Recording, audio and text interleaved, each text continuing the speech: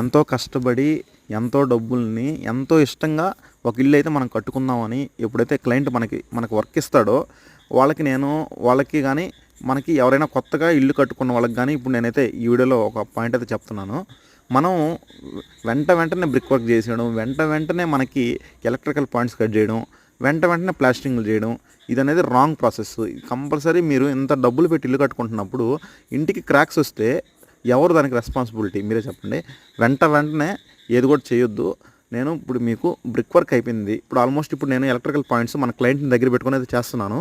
మీకు దానికి ముందు ఈ వర్క్ నేను బ్రిక్ వర్క్ ఆల్మోస్ట్ 20 డేస్ అయింది నేను ప్రజెంట్ కట్టి నీట్గా క్యూరింగ్ చేసి ఇప్పుడైతే నేను ఎలక్ట్రికల్ పాయింట్స్ మన క్లయింట్ని దగ్గర పెట్టుకొని వాళ్ళకి ఎక్కడెక్కడ పాయింట్స్ కావాలి, అడిషనల్గా ఇంకేమైనా పాయింట్స్ ఉన్నాయో లేదో వాళ్ళ దగ్గర పెట్టుకొని అయితే నీట్గా ఎక్స్ప్లెయిన్ చేసి వాళ్ళకి ఇచ్చేస్తున్నాం అనమాట.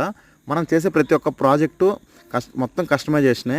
మన క్లయింట్ని దగ్గర పెట్టుకొని వాళ్ళకి చెప్పిన మెటీరియల్ కానీ వాళ్ళకి ఏమైతే మనం ఇస్తున్నాం అని నీట్గా చెప్పడం, ఇంకేమైనా అడిషనల్గా కావాలన్నా అప్పటికప్పుడే వాళ్ళకి చేయడం, ఏమైనా మాడిఫికేషన్స్ ఉన్నా చేయడం. మన వర్క్స్ అన్ని ప్రాజెక్ట్స్ అన్ని మ్యాక్సిమం కస్టమైజేషనే. అండ్ పోతే మనం బ్రిక్ వర్క్ అనేది మ్యాక్సిమం 14 to 20 డేస్ మీరు క్యూరింగ్ చేసుకున్న తర్వాత ఎలక్ట్రికల్ చేసుకొని ప్లాస్టింగ్ చేసుకోవడం మంచిది.